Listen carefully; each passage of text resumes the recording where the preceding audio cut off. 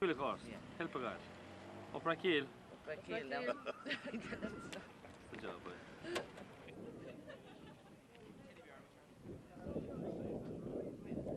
It's all right, I don't need it polished at all. I'll take it the way it is.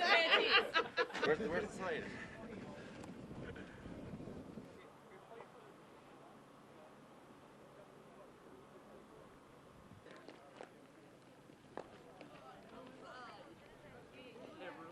Win today? Yeah.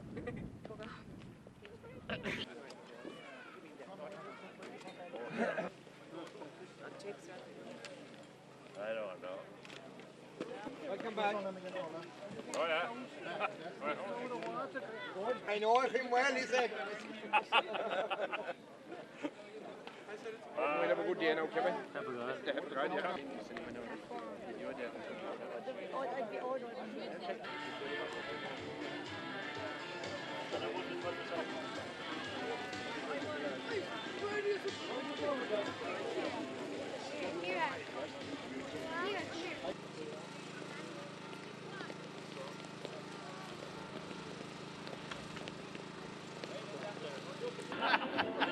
We walk the next time.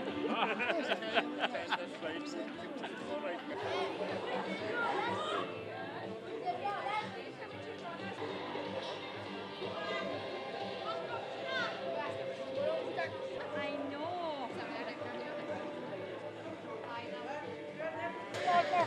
Ah, well, no. Today's the day to get to know him. Not me now, fair so you shouldn't. Up St. Mary's or up St. Martin's? Oh, it's up St. Martin's. Forget about the Marys. See this? St. Martin's. St. Martin's. Mine. Thank you all the way. Good job. Never know it, Vince. Which? Never know it. Very. Smile, you're on camera.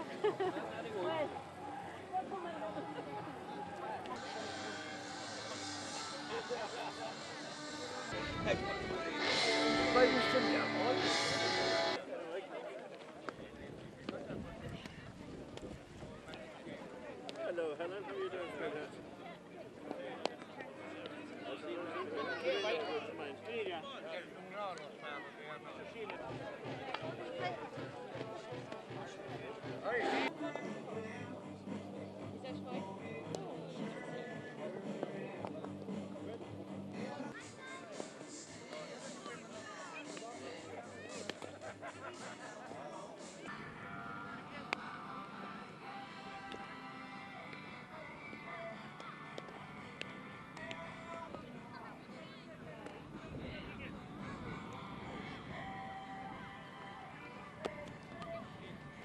It's taking a bit, well done. It's great there for the music.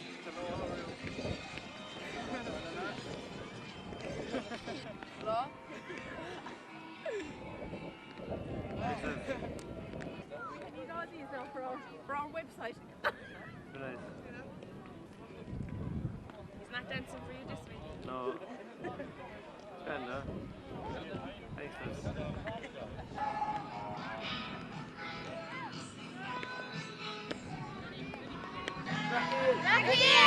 Really?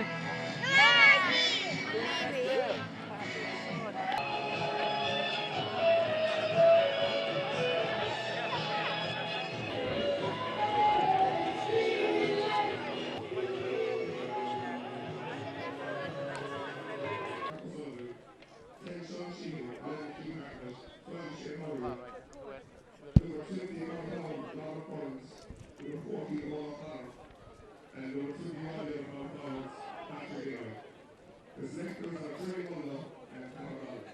This is the goal teams.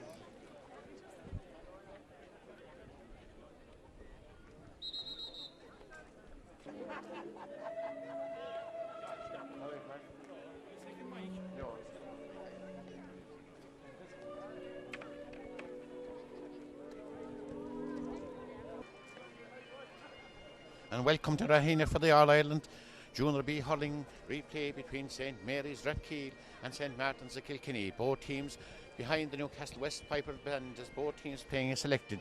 The Rathkeale team in goals, Willie Coffey. Right full back Timmy O'Connor, full back Gary Enright, and left full back Gerard Frawley. The half back line, right half back Patrick Sheehan, centre half back Sean O'Shea, and left half back Paul Hogan. Centre of the field, wearing number 11, Keith Hartnett, partnered by Mark O'Sullivan. The half forward, number 8, Captain Damien Quaid. Centre half forward, Patrick Enright, and left half forward, Shane Horgan. Top of the right, Robert Burden, full forward, Owen O'Connor, and top of the left, Sean Sheehan. Yes, we can see the substitutes there as well. Kevin O'Shea, Brian Burns, Jack Coleman, Johnny Enright, Brian Duggan, Michael O'Sullivan, Robert Burns, James O'Connor, Steve Noonan, Padraig Jones, Derry White, Robert White, John O'Connor. The manager, Jerry Mulno, with his selector, Pat O'Donnell, the first aid, Mary Sheehan, and Dr. Tom Curtin, the water boys, Bud White and Evan Linehan, and the hurley carriers, Bernard White and Anthony Frawley. Then marching to our left and nearest are the men from Kilkenny, the Marble City, the Black and Amber, so steeped in history, steeped in folklore, steeped in hurling. In goals, red and green, Mark Murphy, right full back Aidan Murphy, full back Philip Shore, left full back Jeff Dyle. The half back line, right half back Nicky Purcell, centre half back Aidan Lawler, and left half back Brian Burden. Centre field, Mick Morrissey and Padraig Hockney. Half forward line, Brian Malone. Centre half forward, Tom Morrissey. Left half forward, Stephen Murphy. Top of the right, Conor Kinsley. Full forward, David Shore. And team captain, left corner forward, and their prolific free taker and score man in supreme, Dermot Lawler. Then the subs, Fionn Lawler, David Breen, Dave Dooley, Damien Maher, Jonathan Walsh, Niall Clancy, Thomas Dowling, Damien Tynan, Padraig Keegan, Philip Agar, Cathal Healy, Keith David, John Hockney, Paddy Lawler, Don Callan, Mick Keane, and the selectors, Patsy Murphy, Tom Agar, and Richard Nolan. And the referee for today, inter-county referee, the man that refereed the drawn game, Willie Barrett of Tipperary. With me to do analysis in this game, I have Matt Callaghan, the famous man associated with the Observer. Matt, a great occasion here in Rahee. Yeah, Johnny, certainly a great occasion and an absolutely wonderful day. You know, these are the type of days that you pray for. The conditions are absolutely excellent, and it's nothing more than the club here, Killeedy, deserve. You know, it was great foresight and great vision on their part to put this competition in place, and they're absolutely blessed with a wonderful day today. Now, there is a strong wind blowing from left to right. As you have said rightly, you know, this game is carrying on in the great tradition since practically the foundation of the association. Hurling men of Kilkenny and Limerick battling for supremacy. It dates back practically to the foundation of the association. And I have no doubt there have been many great clashes down through the years, and even in recent times there have been great clashes. And I immediately think of, you know, a great club clash a couple of months ago when Blackrock, on their way to winning the All-Ireland Junior A Club Championship, defeated Black and Whites from Kilkenny in Tipperary town. And this, I have no doubt, is going to be in the true tradition of the great clashes between teams from Kilkenny and from Limerick. Thanks, Matt. Recapping there the history and everything involved in the GA. Well, Matt, today's outcome, a draw the last day. I suppose Rathkeale were looking in the draw was a fair result. What way will it go today? Yeah, unfortunately I missed the last day, and the conventional wisdom seems to suggest that Rathkeale may have lost their chance, but I wouldn't subscribe to that at all, Johnny. I have seen Rathkeale during the Limerick Championship, and if there's one thing that St Mary's Sean Finns do not know, it is when they are beaten. And I have no doubt that that type of resilience will stand them in good stead today, and I have no reason to believe other than that they will again defy punditry and pull it off today. I'm quite optimistic that St Mary's can do it. The last day, Matt, a lot of scores came from frees. Dermot Lawler, the St Martin's captain, got, I think, was it 9 points, 6 on frees. I suppose frees could have a vital bearing in today's game. Absolutely. They do in every game. You know, the concession of needless frees, you know, is bordering and ridiculous at times. But I have no doubt that Jerry Mulno will have picked up on that and will have spoken to his players and will have them well cautioned and well prepared and well primed for this. But just one little point I would like to make. On the way to the final, this is their in the 2 games in the Munster Championship and in last Sunday's drawn game, St Mary's Sean Finns haven't scored a goal, and equally they haven't conceded a goal.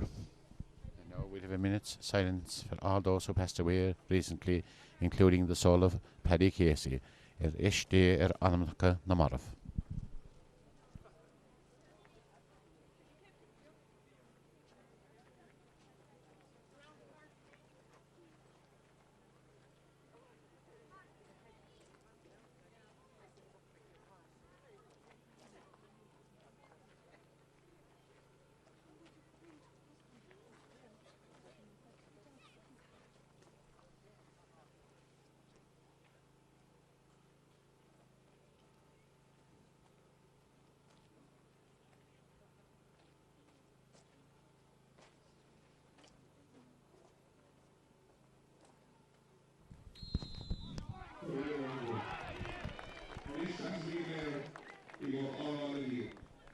So nish big on the Vienaging.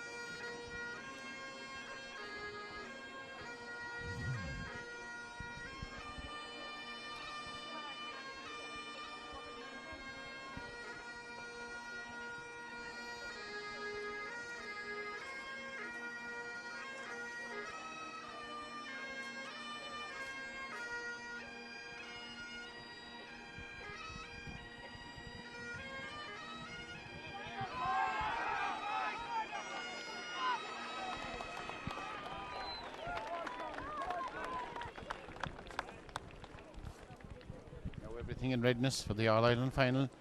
Backs in their position. St Mary's Redkeel won the toss, are playing from right to left in the opening half, and St Martin's Kilkenny playing from left to right.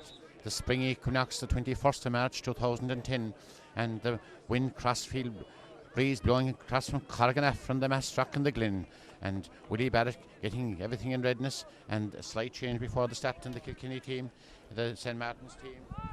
Tom Morrissey is in the middle of the field, and also David Shores out in the half-forward line, centre half-forward is Stephen Murphy. So there are switches all around the place, the same personnel, but switches as Willie Barrett looks from the sliotar from the sideline, and the game is on. First to break away, midfield at Keel, and back in Mark Russell, then hurling it right through the centre, trying to set up an attack, going past there, trying to get to there is the Robert Borden, goes past him again, and then flick it again, passing to the centre, but intercepted there is Jeff Dial, then has difficulty getting clear the far offside, very near the far offside, then Jeff Dial sending it down to the centre, trying to the overhead, pulled by Padraig Hockney, but going for it there and trying to get to Sean O'Shea, gone very near the sideline, gone out to the sideline cut for St Mary's. The game about 45 seconds old. Patrick Sheehan to take the sideline cut. Patrick, who was man the match last day, good man to take the sideline cut, and the linesman the far offside, Willie Barrett, telling the spectators on the far offside the field to go back a little as Pat Sheehan from Tona followed the linesman the far offside, waits for the other Pat. The Pat Sheehan in question is the right half back for St Mary's Redkeel, prepares to cut it, cuts it very, very well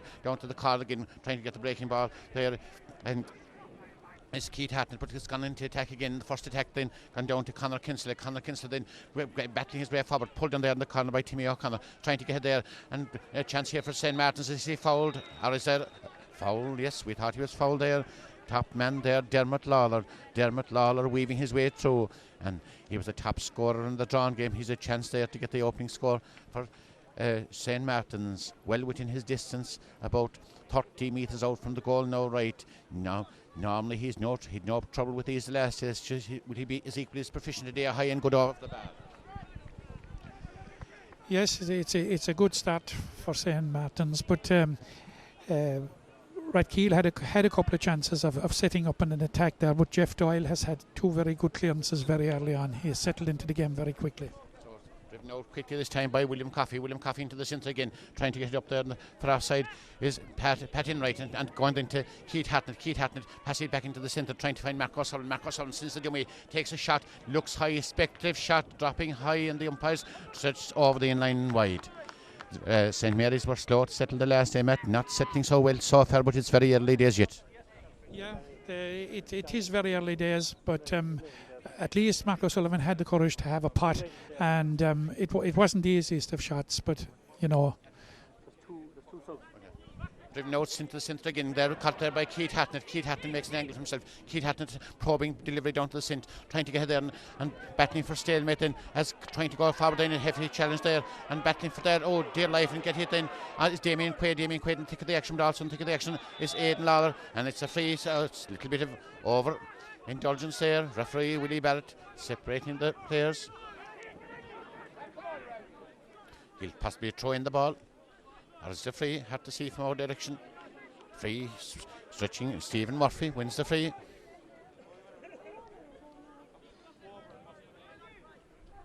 There's Owen O'Connor there, playing well so far. Himself and Sean Shane. Pat Enright, 21 on the half-hour line.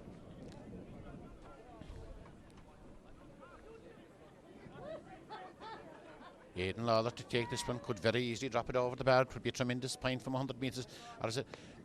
Not Aidan Lawler, but Stephen Murphy. Stephen Murphy probing balls there. A goal coming up the edge of the square. Gone there to the full forward. Oh, it's a pin. Not out. It's a goal. Trapped again into the battle. Fought over. And sent to the net. I said was the goal coming up. And the ball hanging all over the place. And then whipped into the back of the net by midfielder. And the midfielder in question is Pádraig Hockney. Yeah, that is certainly a disappointment so early on, Johnny. Physically, St. Martin's are much the stronger side, and they're using it. So St. Mary's best ply will be to move the ball and move it quickly and move into space. We're looking for the open spaces, but St. Martin's are really up for this one today. Ball breaking down to David Shore. David Shore is dispossessed. Keith Hatton tries to get to the Keith Hatton to Mick Morrissey, and then coming there and trying to get it up there. Difficult from behind. It's a free there. Foul there, and Keith Hatton to free for St. Mary's. Their first free of the game.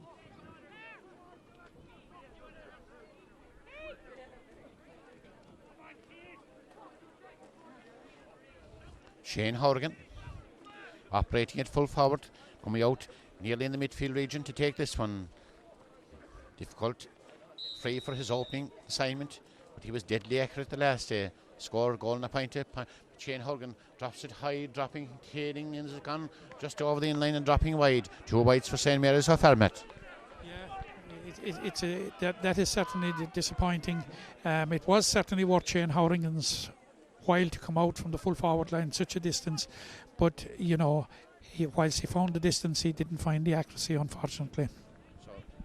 Out there by Mark Murphy. Mark Murphy, the far offside the field, battling for there is Damien Quaid. Damien Quaid trying to get up with the orange helmet, going to 2 players in, coming forward again. St. Martin's crossing to the centre, then trying to find Stephen Murphy. Stephen Murphy trying to get up, whippy to cross into the centre to Mick Morrissey. Mick Morrissey dispossessed. Good Paul Hogan there. Paul Hogan pulled it the first time, trying to get Keith Hatton the ball now. Keith Hatton kicks it forward again, very near the sideline, trying to get up there in the corner and battling for it. It's Sean Shane. It's gone out. Is there a foul? Foul's it there. Willie Barrett, it's good work by Sean Shane. Sean Shane wearing number 10, operating in the corner forward position. And wearing number 20 is Robert Burden, below in the corner forward position. And sideline cut for St. Mary's. Or is there free? Shane Horgan then lofted into the edge of the square, trying for their opening score. Stench, full figure, Philip Shaw, the full back, out into the back, Aidan Lawler into the centre. Keith Hatton battling down for there, along with Paul Hogan. Paul Hogan going for it, then they're flicking it forward again, battling for the act, then whipped forward there by Mike Morrissey. Mike Morrissey crossed into the centre, drive it to Mark O'Sullivan. Mark O'Sullivan spec the shot over the inline and wide. Rathkeale so far not settling, Matt. No, they're rushing their efforts now. That's 3 wides, and that particular one has been well off target. Out around the middle, Johnny, as we have already remarked, St. Martin's are physically much the stronger side, and they're using it and they're trying to keep the game close. And while they'll keep it close, they will prevail. Great work for offside by Patrick Shane. Difficult thing getting up a second time and gone out over his stick on sideline. And so he touched on the ground, says Willie Barrett. It's a free from St. Martin's. Everything running right for St. Martin's, however. Things not running Rathkeale's way. As coming out to take it is the captain, Dermot Lawler, from right near the sideline. It will be a major boost if he'll drive this one over the bar.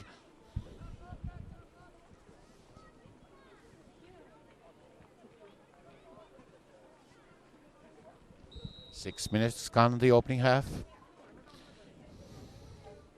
Dermot Lawler to take it. Crouched in the far offside. Former Kilkenny star. Standing, lifting, striking. dropping dangerously there into the square. Backs and forwards batting, and it's a free there. Free for St. Mary's. They're pulling around the goal mouth. And custodian there, Willie Coffey, take this one.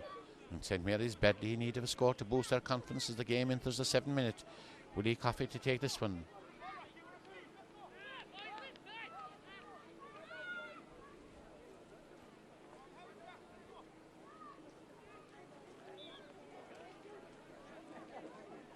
O'Connor out in the half-forward position. That's a great one by Willie Coffey, trying to find Paul Hogan. Paul Hogan nested forward for Keith. Keith Hatton was he held. Keith Hatton going forward then, and then the strong figure of Keith Hatton. Keith back and centre back, Sean O'Shea. Sean O'Shea has speculative shot. He looks very good from this angle. It's dropping high, dropping the edge of the square. Custodian bats it out there. Mark Murphy is still danger, but Mark Murphy goes follow it again, goes to the ground, and chasing then is Shane Horgan. Shane Horgan trying to get it up, hassling from behind by fullback Philip Shaw. Still Shane Horgan, then very near the in-line, batting for it as well there is Robert Borden. It's a free in for St. Mary's. Or has gone out over the in-line and gone wide. The umpire on the right's out, stretch arms, it's gone over the in-line and gone wide. Looking so promising at the moment, Matt, but as I said, it's early in the game yet. Yeah, it is, Johnny, but that was the best move that St. Mary's have conjured since the game started. It was excellent work by Keith Hartnett, who's doing some Trojan work there around the middle of the field, and he very cleverly found Sean O'Shea, who had a fine effort, but the goalkeeper stopped it. Foul there on Stephen Murphy. Willie Barrett having a cautionary word there.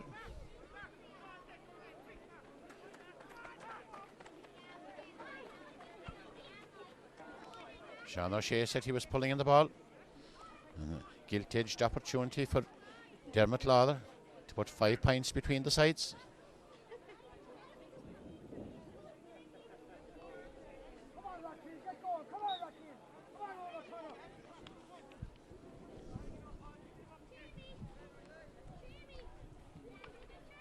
Dermot Lawler, chance to get his second point. Nonchalantly straight between the posts. A very accurate free taker, Matt. Very accurate, showing all his experience there. And you know, there is a message in this that anything within their own half that St. Mary's just cannot be given away as simple frees. They just cannot, because this guy is going to punish him, and he's going to punish him all day. He has found the radar from very early on. Willie Coffey into the centre of the field, breaking after Keith Hatton, trying to get it there. Is a man who's playing full forward, David Shore. David Shore forward again to find Brian Malone. Brian Malone into the centre in, and going through again and trying to get it there. Hefty challenge there on Padraig Hockney, and the referee deemed he overcarried the ball.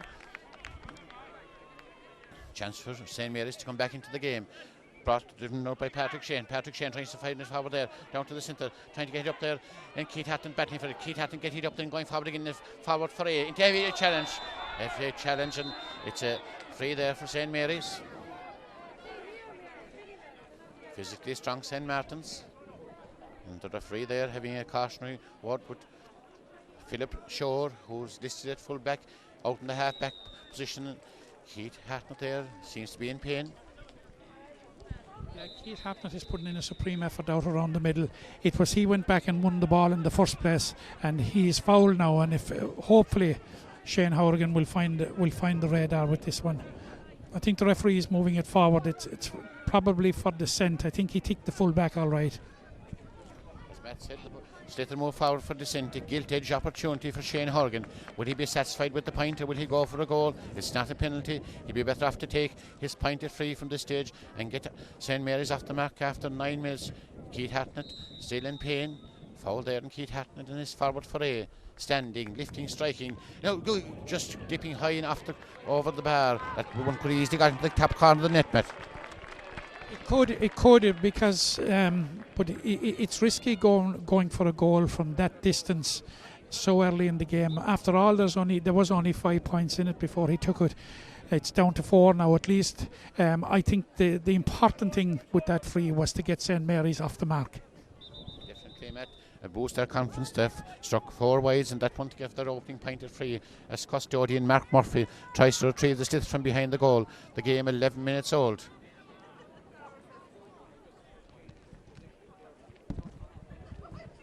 Referee Willie Barrett checking around. There's Damien Quaid plays the role as a third midfielder who played so well. Damien, who played so well in the under 21s for Limerick against the play during the week. Mark Murphy's puck out drops right here in front of us, battling for the breaking ball and trying to get the breaking ball up is Paul Hogan. Paul Hogan there with the green helmet, half hooked, was very, very near the sideline, whipping it there near the sideline, trying to get out then and whip down, gone out over the sideline line. Ball for St. Martin's Kilkenny. Morris Brown, linesman, right there in the spot.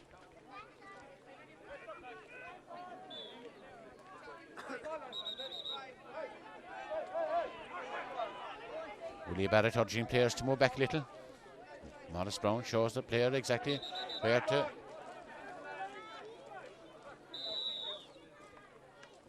where the stiff is to be taken from.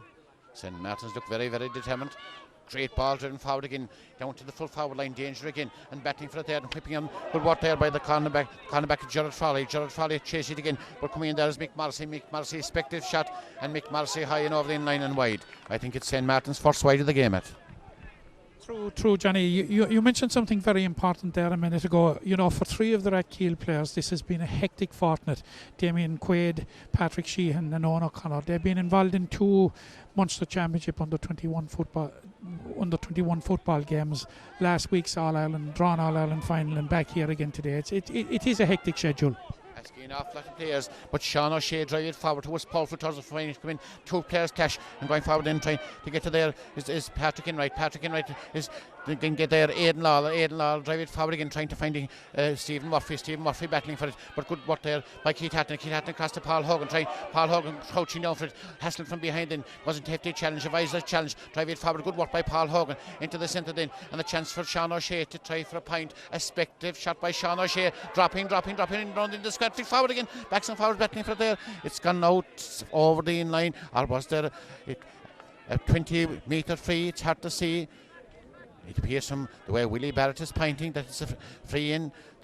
He thought it was a chop down by one of the St. Martin's defenders, and a chance again for Mark O'Sullivan to put his team just a solitary goal adrift. Mark O'Sullivan facing four defenders in the goal mouth: Aidan Murphy, Philip Shore, Jeff Doyle, and also Mark Murphy and Brian Budden. It looks as if Mark is going for a goal from this angle. Mark, a goal would be a major boost, but I'd say he'd be better off to take his point, Matt. Absolutely much better. There's a long way to go in this game. There's only 4 points in it. And we gave Mark the wrong advice as he crashed that ball to the back of the net, and that should be an inspirational score to bring St. Mary's Rathkeale right back into it. Faced by four defenders and the goalie, he kept his confidence, picked his spot. They were waiting for a high one, and a great goal by Mark O'Sullivan. Absolutely, an absolute tremendous goal. The goal is important as the one he got in the concluding stages of the county final replay. Johnny, I get a sense that St. Mary's are settling. They're getting rid of the nerves and they're settling into a pattern and playing the game. Playing the game well. They're getting the last scores, and the last score, a vital score, far offside the field, battling for it there. Sean Sheehan very near the sideline, and possibly Pat Sheehan will possibly throw in the ball, or is it a line ball for St. Martin's? A great goal there from Mark O'Sullivan, kept his concentration and sent the ball to the net. It could be a vital score before the game is over, and the wind seems at this stage, Matt, to have changed in direction, to be blowing in favour of St. Martin's, judging by the flagging for offside the ground. Would be, well, it's swirling around a bit, you know, but the wind never won a game for anybody. You know, you still have to go out and do the work. But I feel that St. Mary's are growing into the game, and it's terribly important now that they keep up the momentum. Tom Morrissey there, the strong figure. Tom Morrissey sending it forward again, down to Dermot Lawler. Dermot Lawler weaving his way forward. It's going right, going left, and then beautiful at the straight cross into trying to find Brian Malone. Batting for it. Brian Malone is high, and Brian Malone good, and Brian Malone over the bar. Great point from a close angle. Very well worked score. Dermot Lawler over on the left picked him out excellently, and he took his score very, very well. So Brian Malone gets that one high and gets it over the bar, and the score 1-3 to 1-1, 2 points between the teams. Willie Coffey, a good one by Willie, dropping high, waiting for the breaking ball. There is Owen O'Connor, but the ball doesn't break at the moment. It comes down instead to the other side to the Stephen Murphy. Stephen Murphy down across, danger again for Dermot Lawler. We're going to see goal number 2 come up. Lawler low, great work by Gary Enright, and deflected out for a 65. The vigilance of Gary Enright saving that one from Rathkeale when a goal seemed to be dead on for Dermot Lawler. A very dangerous forward. Absolutely, and there was danger all over written all over that particular move. But good appreciation by Gary Enright to get between him and goal and deflected wide of the goal. He has a shot now from 65 which he may convert. More than likely, knowing his record, I suppose it's about 25 centimetres inside the 65-metre line, and the former Kilkenny hurler high, slipped a bit when tried it, but still the accuracy is supremacy, drives it straight between the posts. That was actually Stephen Murphy. I think Dermot Lawler stayed inside for this one. It was Stephen Murphy that converted that one. It's a big addition to have two exceptional free takers in the team, Stephen Murphy and Dermot Lawler. Willie Coffey drives it out again. Willie Coffey to the far offside of the field. Damien Quaid going up for it. The breaking ball is coming down in the corner again and battling for his Pat Enright. Pat Enright, a probing ball across the edge of the square and then trying to get there. Battling for dear life there is Sean Shane. Sean Shane, the thick of the action, trying to get up. Sean Shane surrounded by players and then trying to get it out to St. Martin's defence in St. Mary's. The ball sweeping hither and thither, coming out into Keith Hatta across the edge of the square, but standing manfully there in the corner of the square is Aidan Murphy, the cornerback. Aidan Murphy, high ball, Paul Hogan battling down for it and getting then is Sean O'Shea, oh quick tick of this, oh hefty challenge there and Owen O'Connor, a hefty challenge and Owen O'Connor, getting it there is Tom Morrissey driving down the far offside of the field, battling for there's the cornerback Timmy O'Connor battling also is Patrick Shane kicks it, Shane gets it again, Timmy O'Connor comes forward, tries to pick it up, had to get it up, but flick it forward again as Owen O'Connor is being into and trying to free in the far offside. Letting it a little bit niggly in the far offside of the field. Referee Willie Barrett will have to stamp his authority in the game as the referee deemed it was a legitimate challenge for Owen Angle. Owen O'Connor there came in for a hefty challenge, and as Matt said at the outset, Owen O'Connor, Damien Quaid and Patrick Sheehan playing football and hurling, playing inter-county games, very competitive games last week. It's bound to take its toll on players as the referee checks that Owen O'Connor's right in for offside the field, speaking to a number of players. I would be a bit concerned for Owen O'Connor there. He seemed to shift a very heavy knock, and he certainly would be a loss if he had to go off. Johnny, it appears to me that St. Mary's have again dropped the momentum. The type of momentum they had which led to the goal and the immediate aftermath of it seems to have dropped somewhat, and St. Martin's have upped the tempo again and seem to be in control at the minute, and St. Mary's have had better get back in and assert themselves as quickly as possible. Substitute thing. Luckily enough, Owen O'Connor is not badly injured, but he's getting blood stain there from the side, and then as the blood substitute comes in, and to take this one is Mark O'Sullivan. Mark O'Sullivan, the goal he got while ago, have done his confidence of power good, but he's sent this one over the bar. Send it high, dropping very near the edge of the square, dropping backs and forwards, trying to keep it in play, coming around then and getting there is the Mick Morrissey, and Mike Morrissey fixed it out. Good one by Morrissey, the midfielder. Morrissey out to the halfback in the centre forward in question is for Rathkeil or St. Martin, drive it down the far offside, and Paul Morrissey would had a white work there by the halfback, and then drive it forward to Sean O'Shea, good work then towards the edge of the square, backs and forwards battling for it then, and coming out there and trying to get it at halfback line of St. Martin's very dominant, but going very near the sideline, kept there by midfielder Mark O'Sullivan playing much better again today in the drawn game. Mark O'Sullivan trying to find Keith Hattett, his mum to lay block. Keith Hattett then down to Damien Quaid forward to Keith Hattett, good work for offside the field.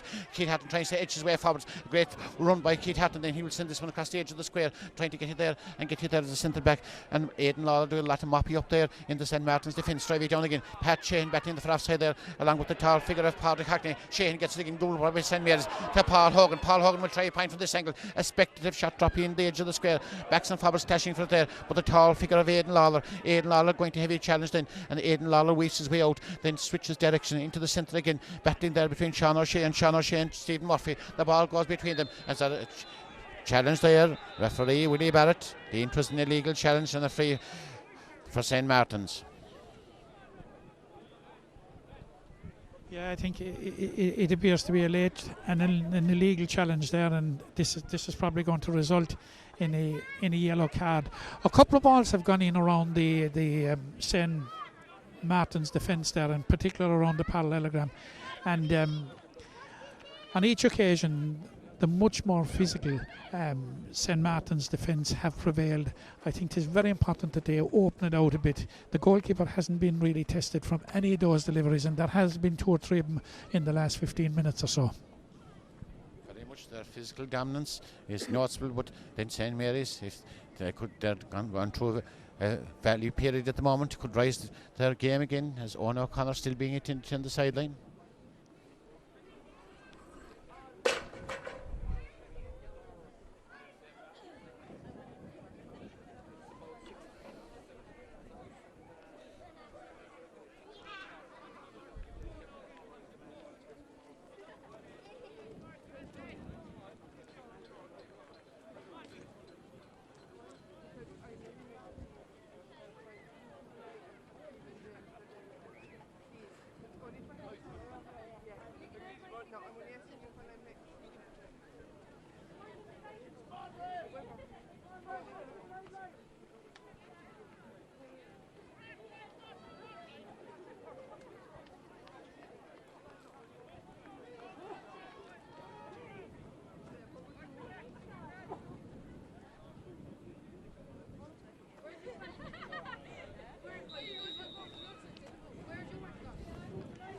A chance for Dermot Lawler to increase his side's lead.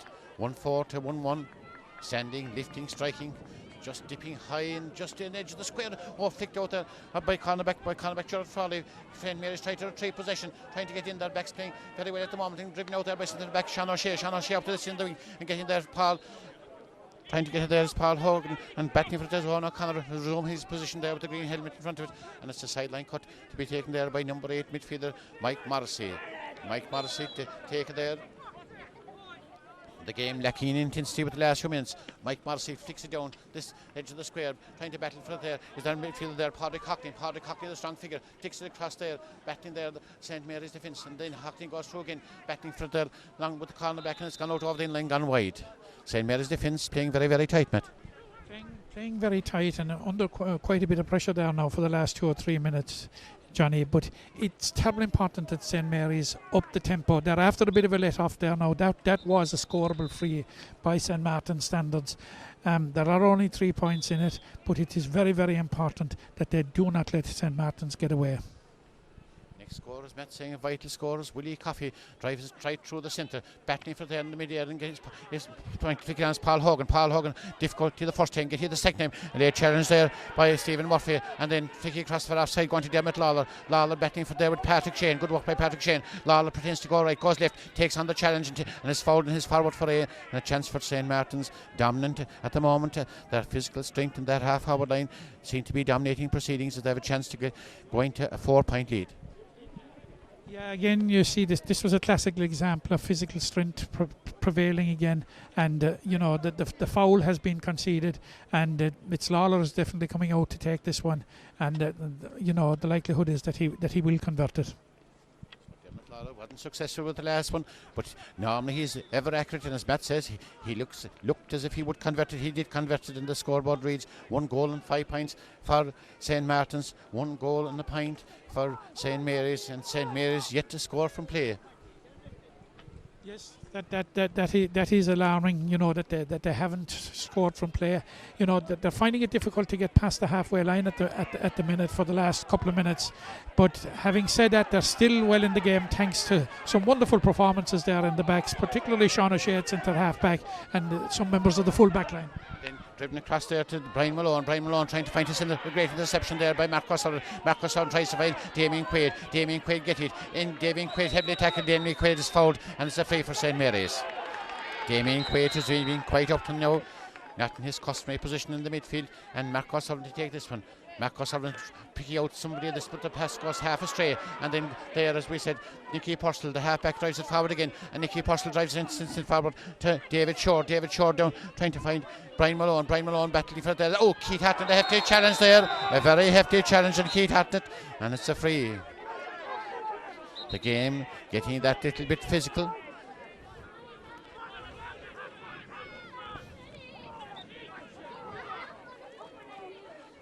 Shane Horgan roaming out his own half-forward line.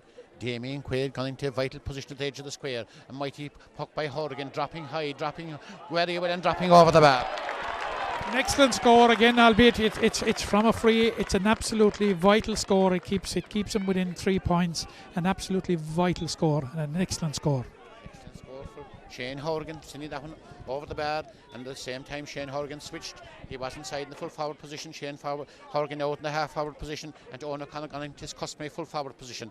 Driven out there by Mark Murphy. Mark Murphy the far side of the field, battling for it there, trying to get Padraig Hockley, battling for his Patrick Shane, the tenacious half-back coming forward, and then driving forward into Mark O'Sullivan. Mark O'Sullivan down to the centre, but Moppy up there, good work by Aidan Lawler. Aidan Lawler coming with pace, and Cindy delivery just marginally over the target, but the half-back line of Nicky Purcell, Aidan Lawler and Brian Budden. Aidan Lawler caught that with the tenacity of a senior player and just going over the in-line, going wide.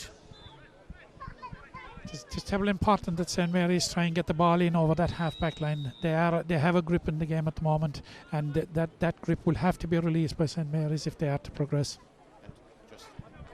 27 minutes gone the opening half. Ball better down, going forward to there is Keith Hatton. Keith Hatton putting it on the ground. Good ground holding by Keith Hatton. But Moppy up there is the centre back, and the centre back is Aidan Lawler. Coming down again. Batting there is the midfield. The midfield is Mick Morrissey. Ball coming down again. And the strong figure of Philip Shore. Philip Shore, a dangerous ball for offside the field.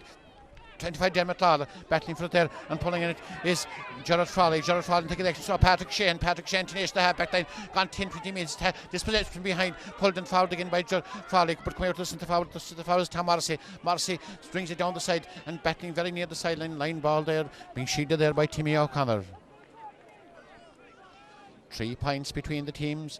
And then the shot line cut to Patrick Shane. Patrick Shane plays it down the wing, tries to find Damien Quaid. Damien Quaid, Harrison behind, pushed from behind. And is he fouled? It appears from all angles. If he was, the outstretched arms of Willie Barrett indicate he was as well. Mark O'Sullivan, what a score would do for St Mary's before the half time. They're 3 points in arrears. Mark O'Sullivan probing delivery down the corner, trying to get there to centre there and battling for it there. Sean Shane getting it then. Sean Shane, dangerous ball with the outstretched hands of Mark Murphy. Mark Murphy's clearance is a good one, and Mark Murphy trying to find there in the centre, battling for it there is Padraig Hockley. Hockley there, and great work by Patrick Shane. Patrick Shane trying to find Damien Quaid. Quaid pulls on it, but unfortunately gone off his hurley and just gone out over the sideline.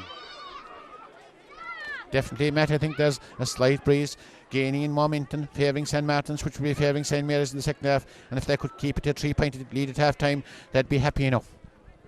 Yeah, I suspect with the way they have played it, that they would be happy to keep it to a 3-point game. You're right, Johnny. The breeze seems to have got much stronger, and it seems to have swirled around that it is blowing certainly more in favour of St Martin's now than it was at the outset of the game.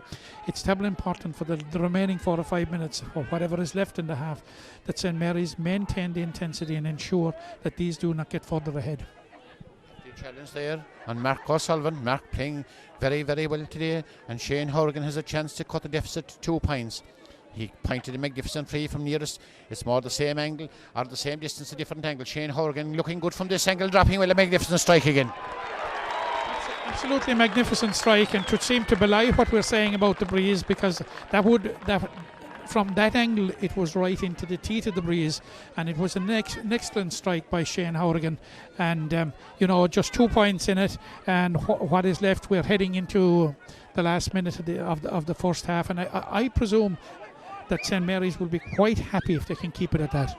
Quite happy if they can keep it 2-point lead at half time, and they seem to settle again. And good work there out the centre by Paul Hogan. Paul Hogan trying to find cornerback Gerard Frawley. Frawley whipped up near the sideline, but gone out over the sideline. Ball for St Martin's. Referee Willie Barrett checking his watch, and we're in injury time in the opening half. Just 2 points between the teams, and St Mary's know if they're just for 2-point advantage to St Martin's at half time, it's within their grasp for the second half, because they didn't play to their full potential for the opening half.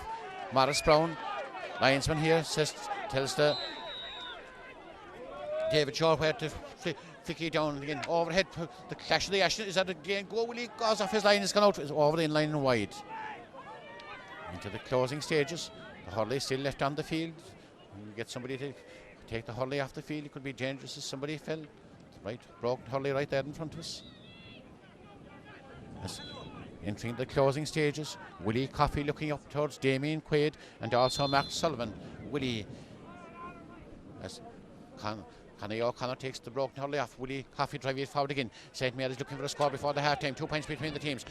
Ball breaking down again, and then going for this Keith Hatton. Keith Hatton trying to pull it. Keith Hatton, good work by Keith Hatton, but coming down there and get hit as the midfield. The midfield is Mick Morrissey trying to find Dermot Lawler. Dermot Lawler battling for it there with Timmy O'Connor. O'Connor coming very near the sideline, trying to evade the shackles of Dermot Lawler. Half blocked down. It goes out there to Patrick Shane. Shane nipping up a lot of the broken ball for offside the field, playing down the wing and trying to find it forward again. Good work there, and going to Keith Hatton. will try speculative shot from Keith Hatton. Will he be successful? Drop at the edge of the square. The goalie just shields it, gone out of the line and gone wide. Very near the half-time whistle. 2 points between the teams, Matt.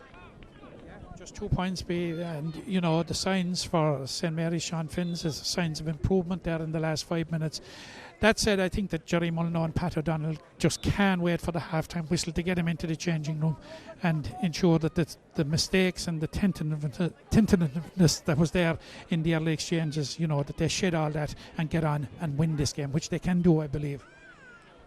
Danger there around the square, ball hopping to and thither. Is there a score coming up for St. Mary's before half time? Going forward there is Brian Malone. Brian Malone takes the challenge. Is it half time? Yes, half time whistle. And the half time score reads 1 goal and 5 points to 1 goal and 3 times.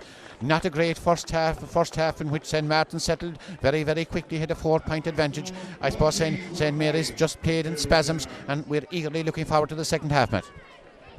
Absolutely, eagerly looking forward to it. It's all to play for very much in the second half, and St Mary's did show, but only in patches, what they can do. And you know, they showed in those patches that they're quite capable of troubling St Martin's. St Martin's are far more the physical side, and early on in the first 10 minutes it looked as if they were going to overrun St Mary's, but credit St Mary's, they have great resilience, as we said it before the game, and you know that has stood them in good stead. They have fought back.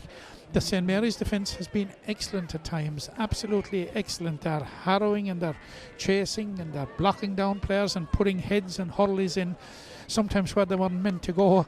And you know, as the game progressed, as the half progressed, they got more disciplined in the defence, and the silly frees that they were giving away early on, they have stopped it. They had 1 or 2 let-offs from frees that St Martin's failed to find the radar, but you know, I think it's all very much to play for. As you rightly said, the breeze is swinging around, but it is it's hard to know. Shane Hourigan's effort there would seem to belie that you know, that St Mary's were playing into the teeth of it, but any advantage that will be accruing from the breeze will certainly be in St Mary's favour in the second half. But I would have to warn you, Johnny, of course, you know, breezes never won games. They have to be gone out. It's hurlers win games or footballers win games. The job will have to be done. There's a 2-point deficit to be clawed back, and hopefully that will be done early on, and that St Mary's will go from there, go on and win the game. Thanks, Matt. So we'll take a break and we'll be back for the second half in a few moments.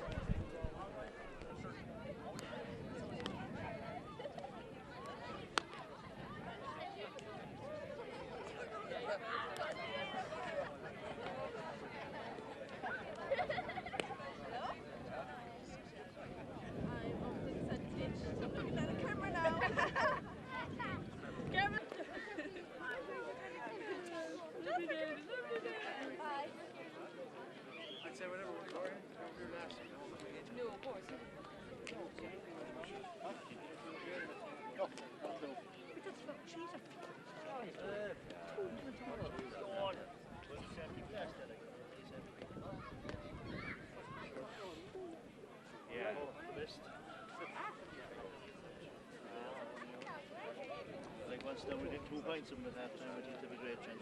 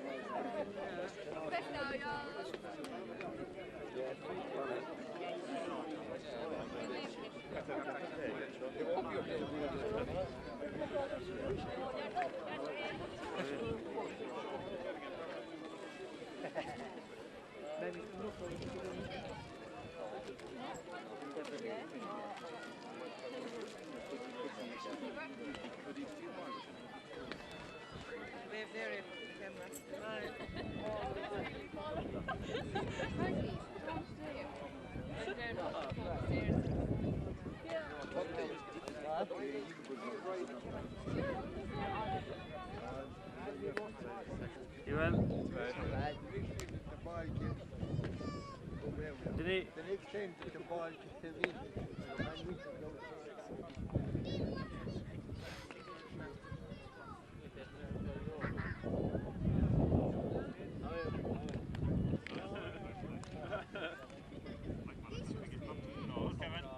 Boys.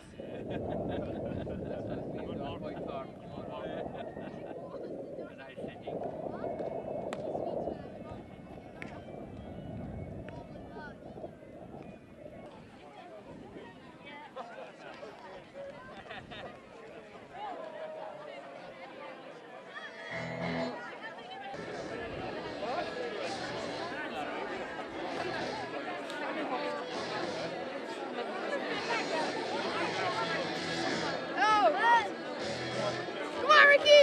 Woo!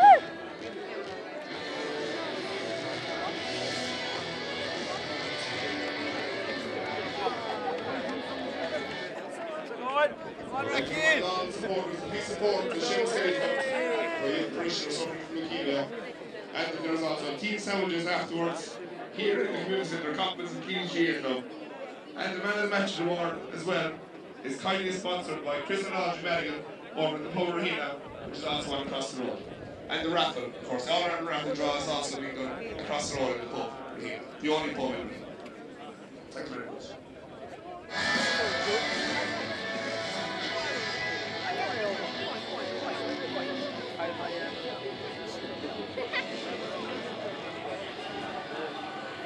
Come on, Raquel, the main rest of all hammer it home. Come on, boys! Come on, Kevin, go girls now, Kevin. Off in determined fashion by Brian Borden. Brian Borden down to the far off side of the field. Whipped on there, followed by Stephen Murphy. Stephen Murphy into the corner there. The being surrounded. Stephen Murphy will try a point from this angle. Speculative shot, dropping good and dropping high and dropping over the bar. Great start for St. Martin's. Absolutely, Johnny. It's a great start for St. Martin's. That's the last thing that St. Mary's needed. Really, the score should have gone the other way around, to make a game of it if St. Mary's had to get back into it quickly. But it's still only 3 points. There are all of 29 minutes left. But the next 5 to 10 minutes are absolutely going to be crucial for St. Mary's chances here. Vital and the big hip talk at half time by Jerry Mullen and Peter O'Donnell coming down to the centre. St. Mary's they attacked in, and Patrick and Wright quickly across the edge of the square. Owen O'Connor with it, and Owen O'Connor a majestic point. Yeah, Johnny, a terrific response. That is the response that they really needed, and it makes it a 2-point game again. But St. Mary's just have to keep up this momentum now. They've just got to go for it. There is just 28 minutes left in this championship, and it's the difference between absolutely crowning glory and failure at the last fence, and they have to really go for it. There's the centre forward St. Martin's, Tom Morrissey trying to put it down to Dermot Lawler. Lawler pretends to goes right, goes left, and then makes an angle from himself, probing dangerous ball across the edge of the square, and mighty, we thought it was over the bar, it's gone over the in-line and wide.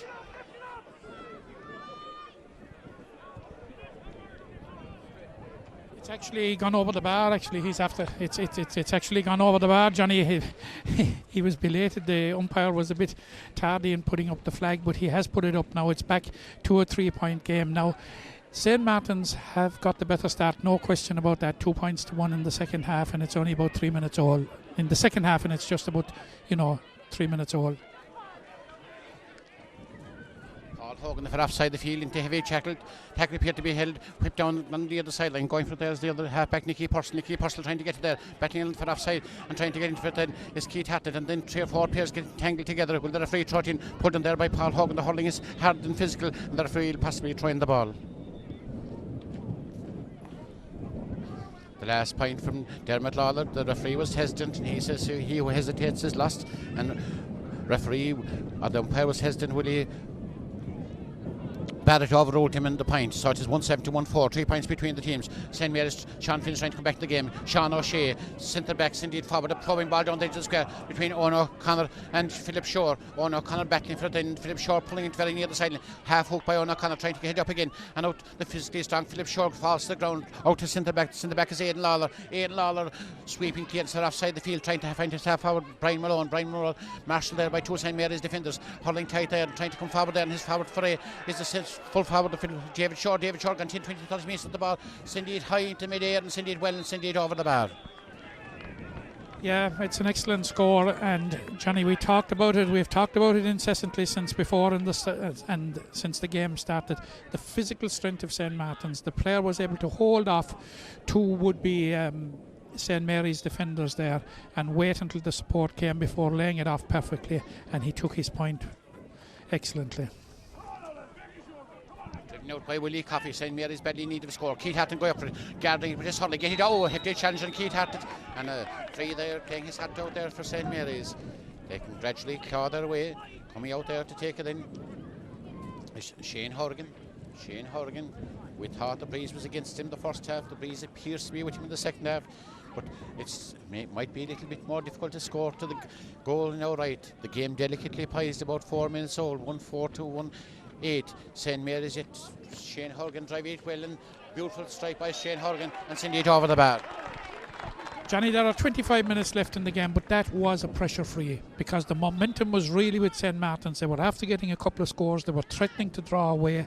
It wasn't by any manner or means an easy free because the breeze is tending to swirl around there, and it is a bit of a nightmare for free takers, but he certainly took his score excellently. Score, as we said, will be a vital score. We've said that many occasions. Playing well there is David Shaw. David Shaw don't trying to find his confidence. Good up by Gary Egan.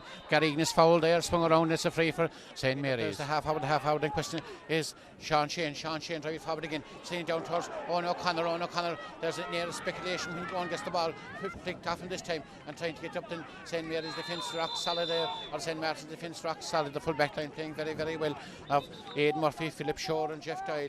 Their strong physical presence there, and there was the half back line, Brian Burton, who covered there and won the free to be taken by Mark Murphy.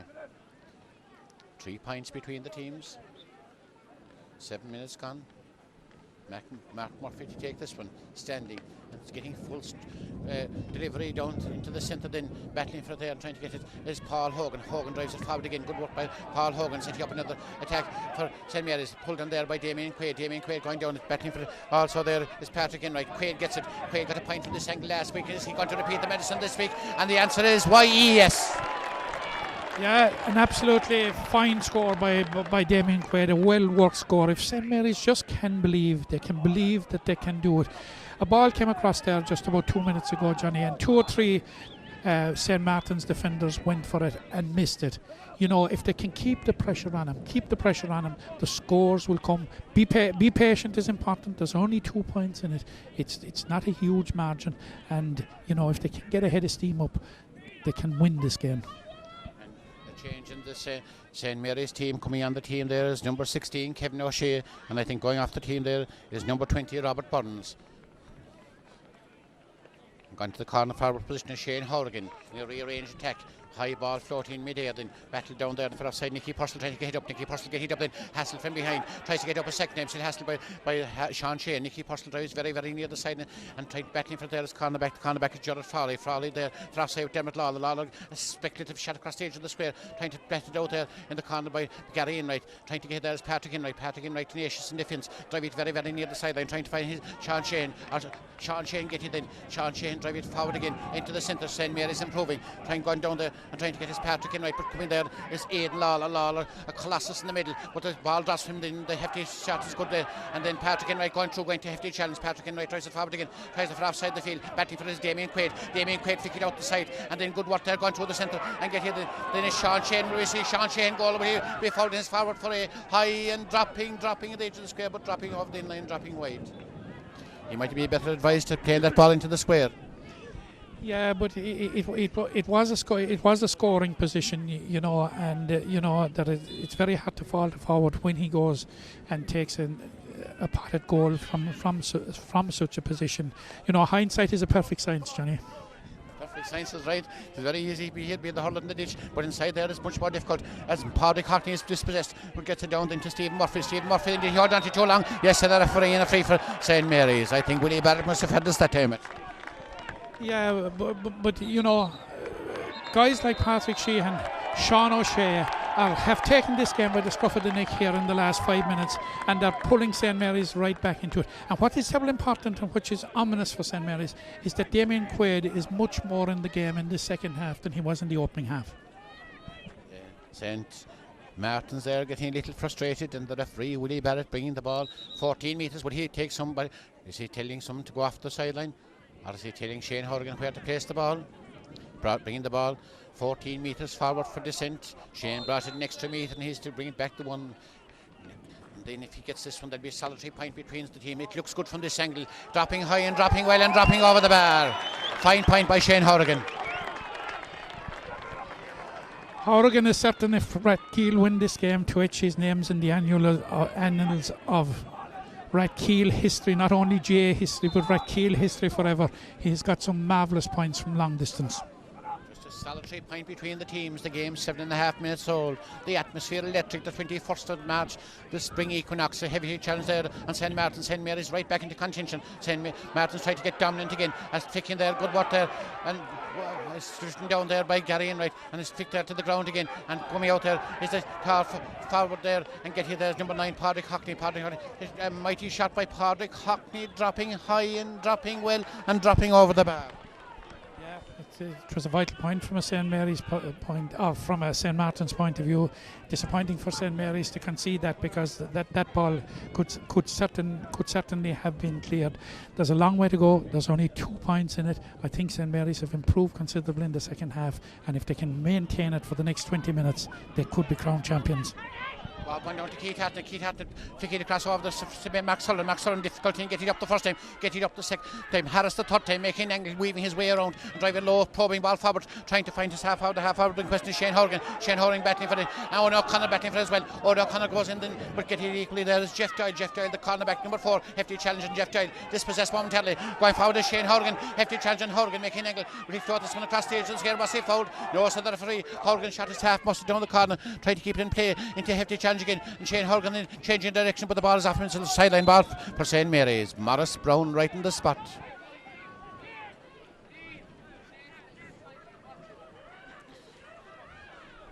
St. Mary's total of 1-7, 1-6 they've got from play. Shane Horgan, a great man to cut a sideline cut.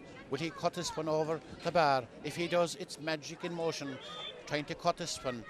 Cutting it well, looking very well and dropping high, but just dropping wide. The angle was acute and the end product not so good. Yeah, nevertheless, it was a great effort by Shane Horgan. Certainly, the way that Jerry Mullen and Pat O'Donnell have reconfigured their attack, they're certainly asking more questions of the St. Martin's defence. Definitely an exciting second half. They're offside, then going there, flicked there, clash of the ash. Got in there is Patrick Shane. Patrick Shane driving it forward again, setting up now St. Mary's attack. Flicked overhead there, but the strong figure of Aidan all powerful centre back into the midfield. The midfield is Mick Morrissey. Mick Morrissey going the solo run, then playing the ball into the corner, trying to set up, but plucked there by the midfielder Max Sullivan. Max Sullivan playing in defence and playing attack. Max Sullivan out to this, Shane Horgan battling there with Jeff Doyle. Jeff Doyle and Shane Horgan still the Keith Hatton, still in the action, trying to get it up. Will the referee throw it in? No, trying to get up still is the halfback. The halfback is Brian Budden. Brian Budden into the intense pressure, but right up to the side of the field. The whole hefty challenge there, and it's a free there for the midfield. The midfield, the question is Mick Morrissey. 2 points between the teams, foul and Mick Morrissey, and it's the strong figure of Shane or Stephen Murphy. He's got 2 points so far.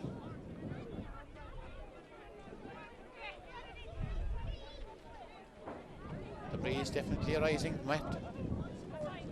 Yeah, it is getting stronger, but you know it is swirling. It is a very, very awkward breeze, and I'm not so sure what benefit it is to anybody. Looking at the flags across the way, it would appear to be blowing straight across the pitch at this point in time. Breeze from Corrigan Affron is resuming his position there as Brian Budden, bowled but not out as Stephen Murphy, a vital free.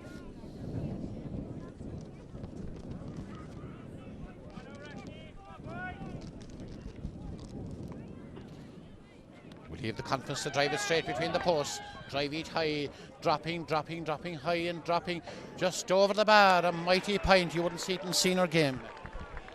An absolute huge point. An inspirational score. It puts 3 points between the sides again. That'll give you an idea about the breeze. That would be straight across the breeze, and it didn't seem to affect it. It's very hard to judge the impact of the breeze. Look, St. Mary's just have got to go and win it through hurling on the field. They can't be depending on the elements or anything like that. Free there awarded. Free for St. Martin's. Pulley the jersey indicated by Willie Barrett. pointing to the exact spot. And another chance for Stephen Murphy. This appears to be an easier angle than the last one. But then again, to get 2 pointed frees from that angle, he must be a majestic free taker. Has scored 3 pointed frees already. He takes the ones from far out. Dermot Lawler the frees from near the goal mouth. A vital free. Drive it, but this one is tailing a bit to the right, is tailing over the inline and tailing wide. Could be asking an awful lot of pointed the second time. It would, but certainly the way Murphy is finding the target, St. Mary's could have been punished for what was an absolutely needless and reckless free. Now there by Willie Coffey. Willie Coffey drive it down to the centre again, trying to set up another attack. Damien Quaid's Hurley goes up. Damien Quaid's Hurley comes down, and the sliotar is with him. He's gone 10, 20, 30 metres. Will he try point from this angle? A speculative shot dropping high and dropping over the bar. That is a real captain score, absolutely inspirational score. We have talked about it a few minutes ago, Johnny. Damien Quaid's influence in the game has been much, much more profound and much more marked in the second period, and that was a real leaders and a real captain score. Just switched to midfield for about 2 minutes and benefiting from the switch coming down for offside. Patrick Enright getting then Patrick Enright for offside the field, trying to weave his way forward, and getting there is the man who's playing his hat out in the centre back position for St. Martin's, and that man is Aidan Lawler. Aidan Lawler for offside the field, trying to get there to David Shore. David Shore very near the sideline as the referee indicates that it was gone out over the side and was the free for St. Martin's for offside.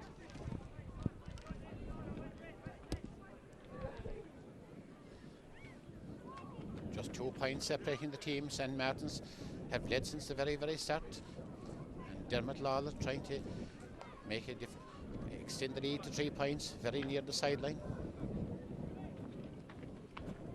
Just on the sideline. Former Kilkenny star.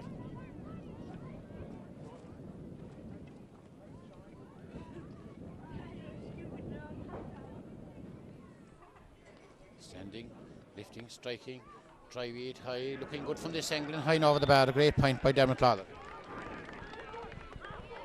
Yeah, Lawler has exacted maximum punishment, and again, what was a needless concession of a free. St. Mary's will just have to stop conceding these frees, because it's clear from the very outset of the game that Lawler and Murphy both are quite accurate and have found the radar, and they're going to punish any indiscretion. Battling for it in the far side of the field is Damien Quaid and Mick Morrissey in the field, possibly trying the sliotar. Ball thrown in, then Damien Quaid pulling it, going forward then, whipping it further again. Then is Stephen Murphy. Stephen Murphy down to the edge of the square. White one, is there a goal coming up? In that Conor Kinsley high, and Conor Kinsley over the bar. St. Martin's are taking every opportunity. Yeah, absolutely. They're maximising their opportunities. It's now a 4-point game. There is a risk at this point unless St. Mary's claw back quickly, and get to a grip of things, that St. Martin's will pull away in the last quarter. But I still have great faith in the resilience of St. Mary's. Willie Coffey trying to find Damien Quaid, justing with his man there in the midfield position. The ball breaks down, battling for himself from Mick Morrissey, and going there forwarding is Paul Hogan. Paul Hogan there, the referee saying Paul Hogan was fouled and it's a free for St. Mary's. Paul Hogan playing very well in the half-back position. Shane Horgan possibly take this one again.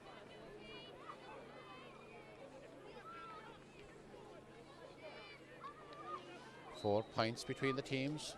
A vital free.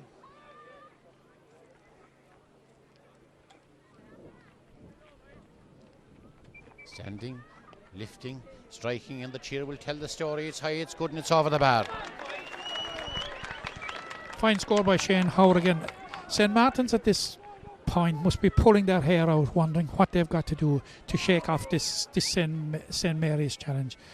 But St. Mary's are here because of the type of resilience and the type of never say die that they have shown in the games throughout the year.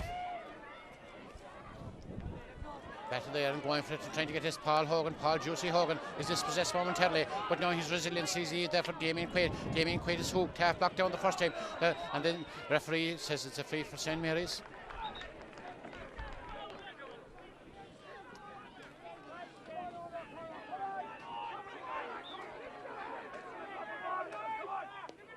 Mark Sullivan, a low ball, trying to find Owen O'Connor.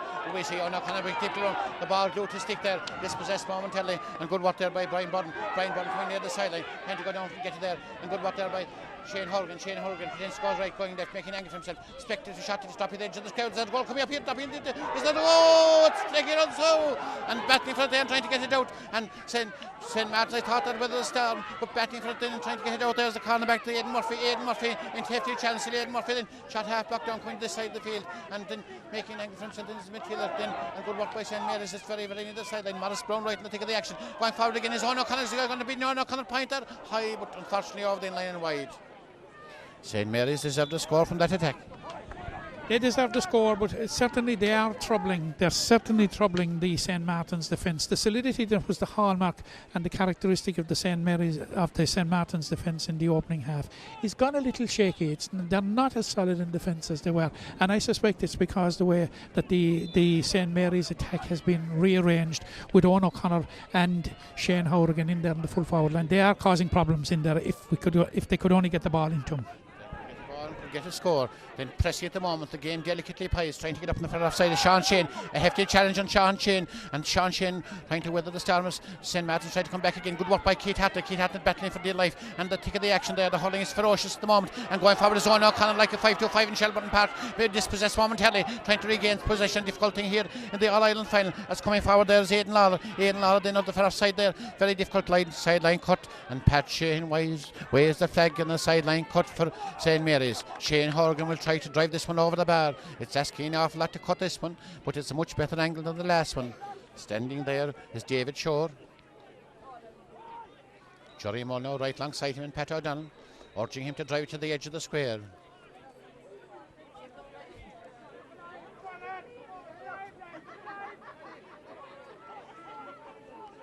Shane Horgan. All the St. Mary's defence on the edge of the square. Mark O'Sullivan, they're vigilant. Would he be happy to take his point to lob it into the edge of the square? Doesn't cut it that well at all. And then into the strong forward there, the strong David Shore. David Shore drives it forward again. David Shore then trying to make an angle for himself. Gary in right there, holds on to for dear life. Gary in right then going up the far side when here by the hook. Half avoids the hook then, up into the centre then, making an angle then is David Shore again. David Shore, is he fouled? Appeared to be a foul from our angle, so says Willie Barrett, and it's a free for right on the side. Then again, Dermot Lawler from the corner forward position will come out to take this one. 3 points between the teams. It's nearly all frees for the second half, Matt. It is, and I suspect over the last 5 minutes that St. Martin's will be the happier of the sides because they have been under a bit of pressure, yet they haven't yielded and they have maintained their 3-point advantage. Again, I would say that, this would appear to have been a needless free again. If Lawler puts this over, it could be a very, very critical and unfortunately maybe a defining moment in the game. Dermot Lawler drive it across the edge of the square, just over the inland line. Let off for St. Mary's. They have a chance to come back into the game again. Yes, an absolute let off, and it was a chance for St. Martin's that they scarcely deserve because they have been under pressure in the last 3 or 4 or 5 minutes. It's up to St. Mary's to maintain that pressure and above all to make it count on the scoreboard. 22 minutes gone in the game. Damien Quaid for offside. Let's it there for Sean Shane. Sean Shane weaves his way forward again, trying to invite the free. His tenaciously tackled in, drives it forward. Did he win the free, or has it gone out for the sideline, or did he overcarry the ball? Willie Barrett says overcarrying, and it's the free for St. Martin's.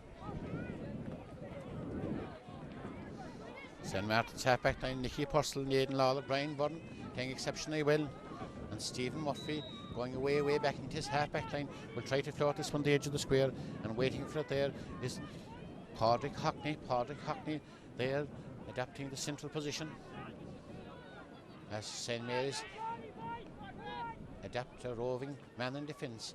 And Padraig Hockney, great striker of the ball, massive one dropping there at the edge of the square, backs and forwards, battling for it there, trying to get it there. The cornerback is Timmy O'Connor. Timmy O'Connor tries to get it out very near the sideline, trying to invite concede the 65, Gary in right. Timmy O'Connor battling for it, trying to get up for dear life, but getting there. Dermot Lawler and taking the action as well. Then well won there by Paul Hogan. Paul Hogan pretends to goes right, goes left, and then drives it forward very near the sideline. And out, it's gone out over the sideline. Gone out over the side. Yes, Pat Shane appeared from out. That was a centimetre out. Pat Shane right in the spot. 7 minutes left in the game.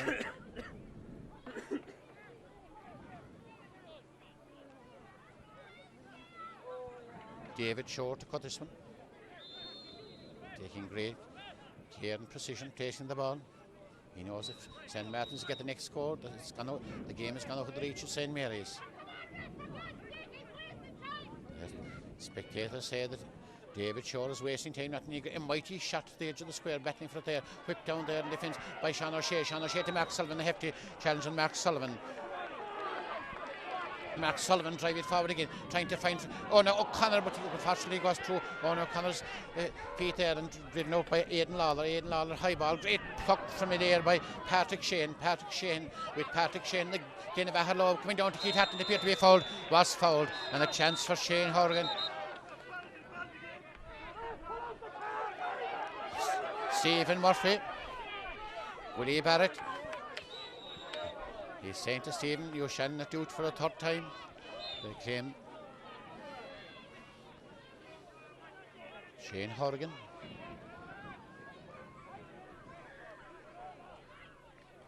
Standing, lifting, striking, sending it high but tailing a little. Has a tailed over the in-line, tailed over the in-line and tail wide.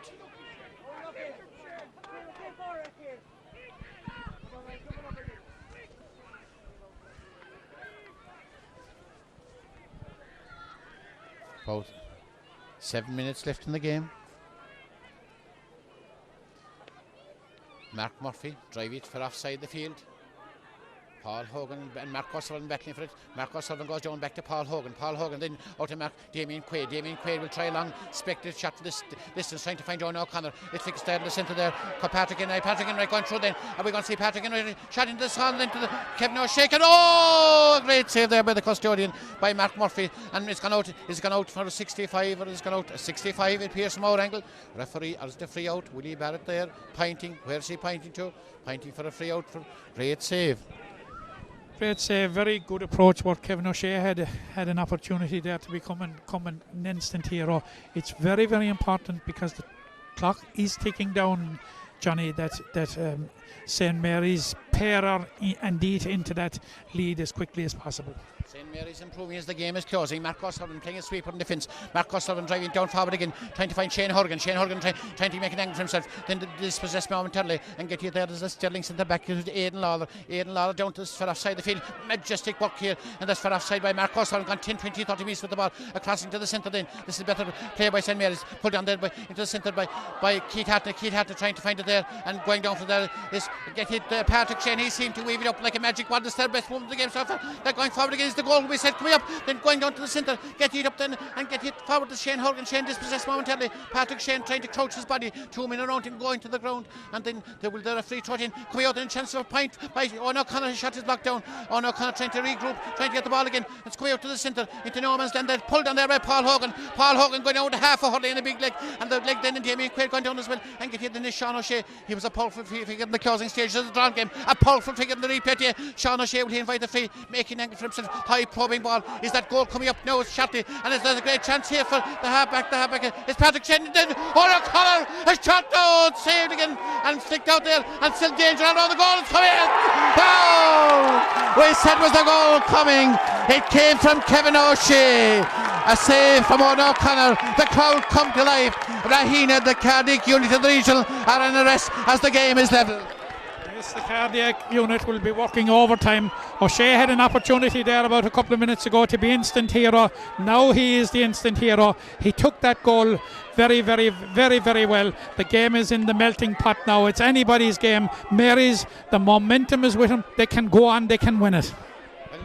Hope springs eternal. Coming down to for offside there. Comes to centre forward there. Tom Morrissey continues 30 metres the ball. It's Harris there by Marcus on. Tom Morrissey, good shot and a high, and the reply is instant. Oh, it's not instant, it's wide. Oh, the inline and wide.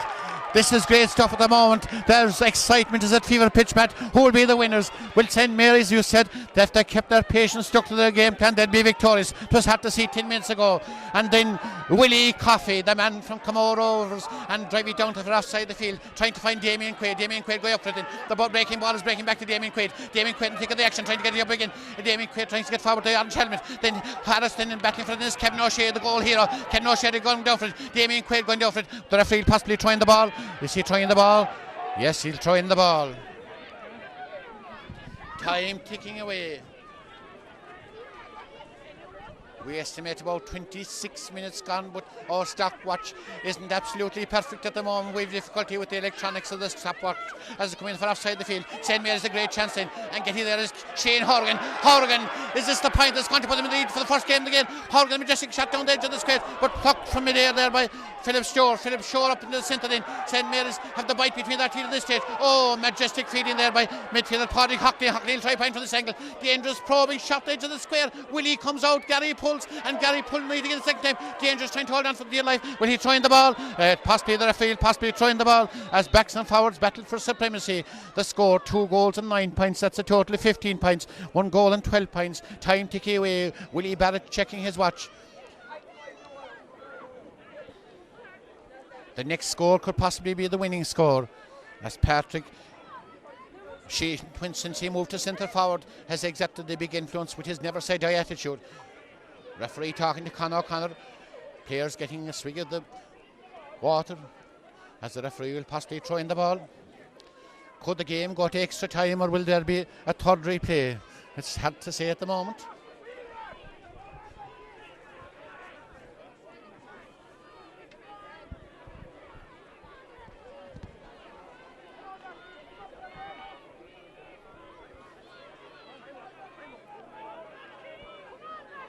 Less than 5 minutes left.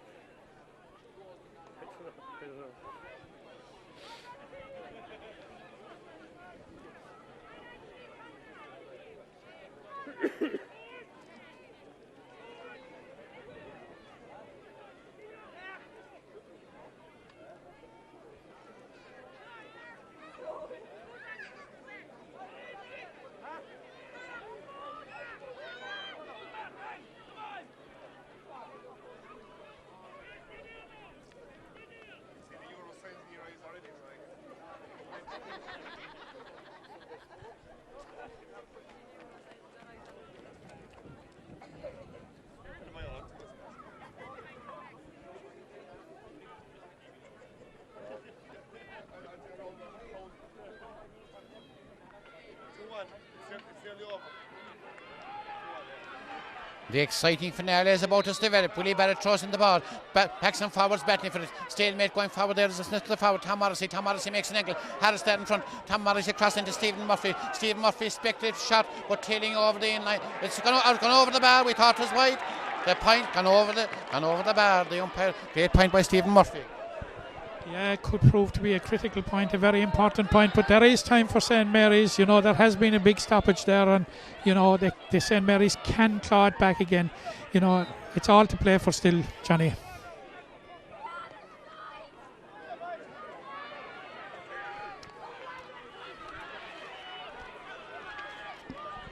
Trying to come back for that all-important score. Then backs and forwards battling for it. Is that Manigan, Aidan Lawler? Aidan Lawler driving forward, battling for it for offside the field. And Gerard Frawley there in thick of the action, battling there along with Padraig Hockney. Hockney goes right on 10, 20, 30 metres with the ball. Will he finish it off with a flourish? Will he try the point from this angle? Looking high and looking good. And over the bar. Great point by Padraig Hockney. Yeah, great individual point. It's a 2-point game now. 2 points is a dangerous lead, Johnny. We've seen in the past. Rathkeale really have to go for it now. You know, we're in the dying minutes of the game, and there goes the final whistle, and the final whistle there.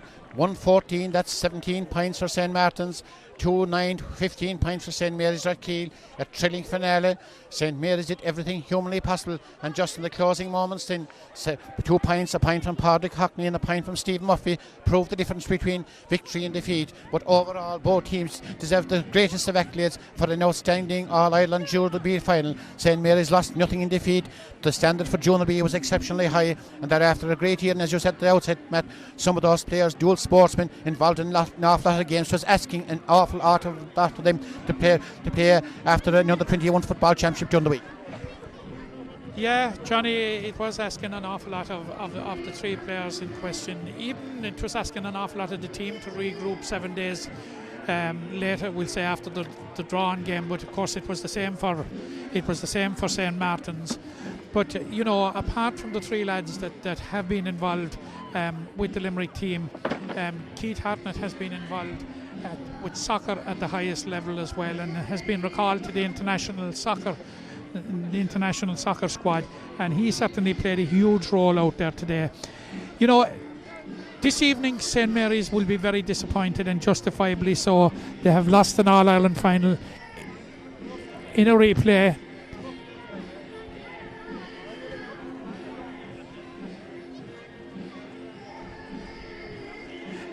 At the very date.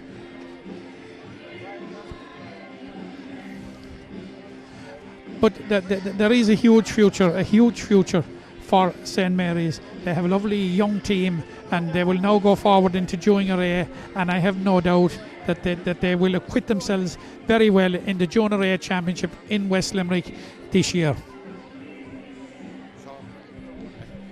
St. Martin's finished with a flourish and victorious by 2 points, 1-14, which is 17 points, 2 goals and 9 points. And very shortly we'll have the presentation of the trophy as scenes of unforeseen joy. But as I said, St. Mary's play their hearts out, and just little bit of luck, little bit of experience then was vital to St. Martin's success.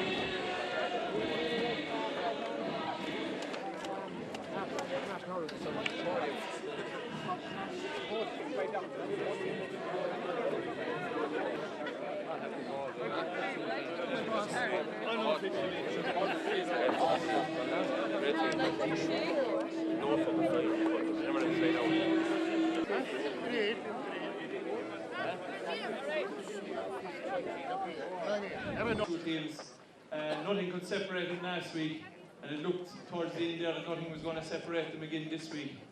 Now today is the finishing up with the competition for this year, so if you bear with me with a few minutes, for a few minutes there's a few people I want to thank, because a competition like this doesn't run on its own, and there's been a huge effort put in by all the volunteers you see here today and people behind the scenes. I just want to thank them, so if you bear with me for a few minutes.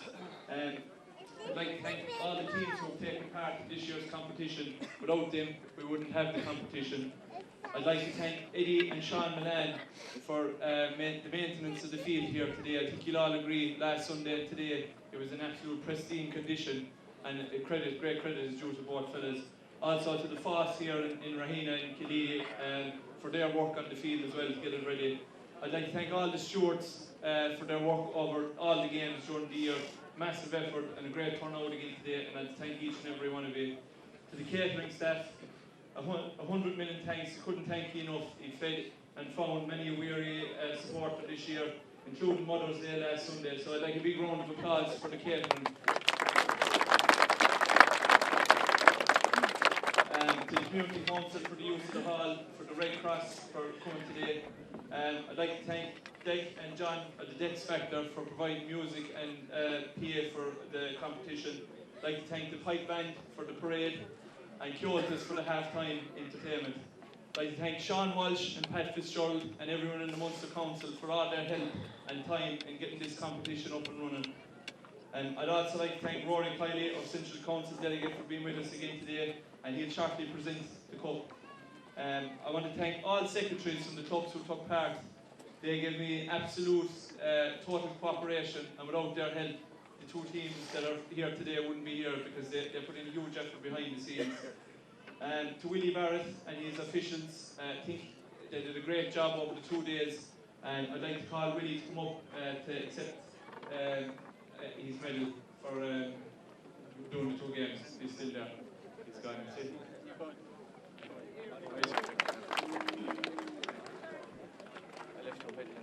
Go back to the stage of second. Right. Just first one.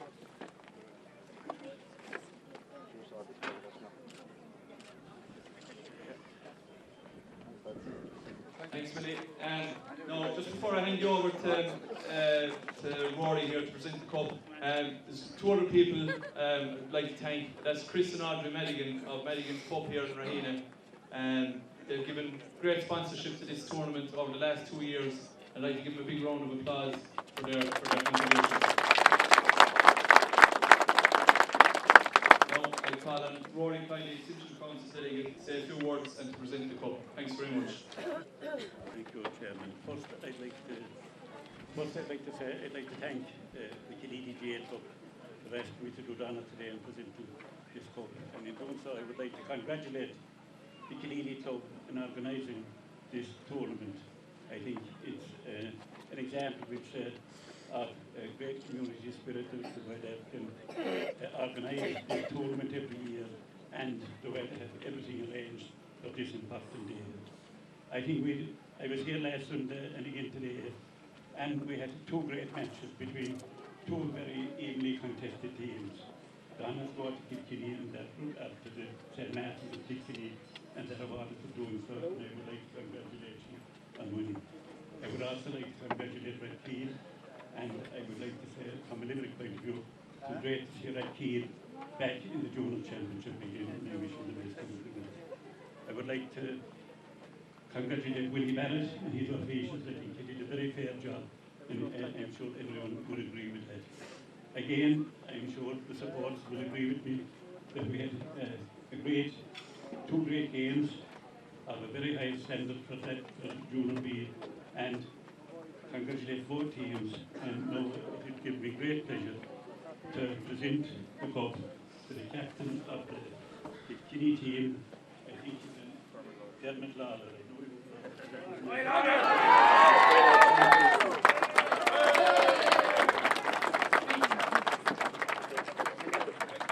Sorry. Thanks very much.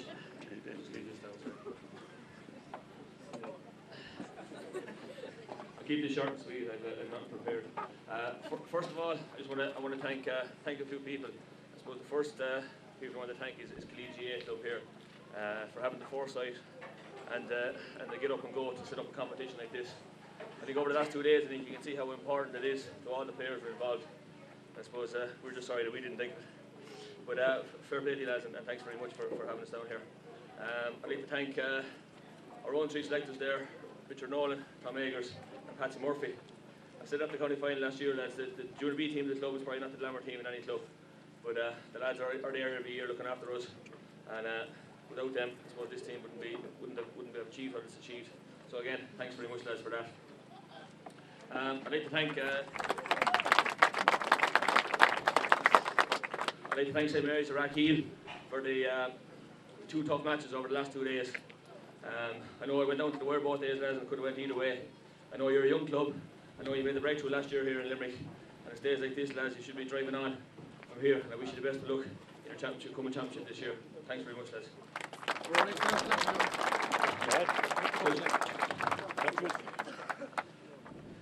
Just for our own team, lads, this victory today, lads, is all about the players and the players on the field. And this for any who don't know, this is the third team in our club, lads. And the players, I said, this Junior B team, we've played a countless number of matches over the last 12 to 18 months. We've been beaten on days, we've been behind on days, we've been come down to the wire most days, lads. But one thing this team has never gave up. I think you're a credit to any team, lads, or any club.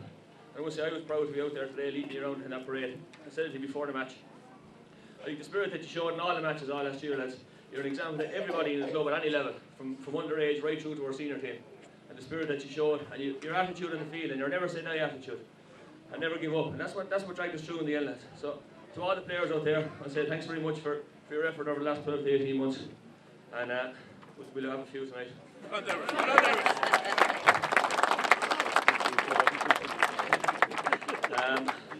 I've got more to say, lads. Only, again, thanks to the Killeedy Club, thanks to Rathkeale. So that's 3 cheers for Rathkeale. Hip hip. Hooray! Hip hip. Hooray! Hip hip. Hooray! Thanks very much.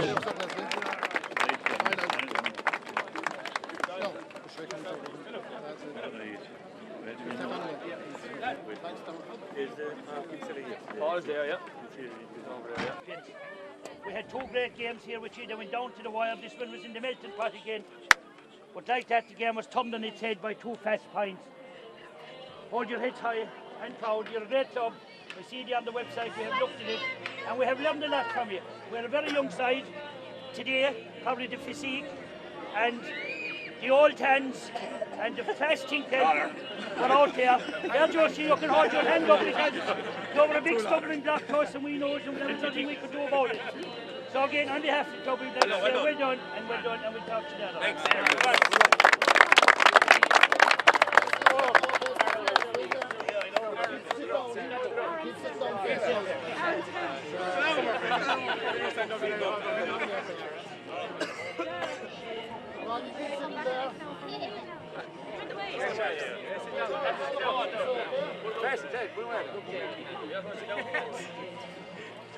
Well, big spoiler. Big spoiler. Take him out, Tracy.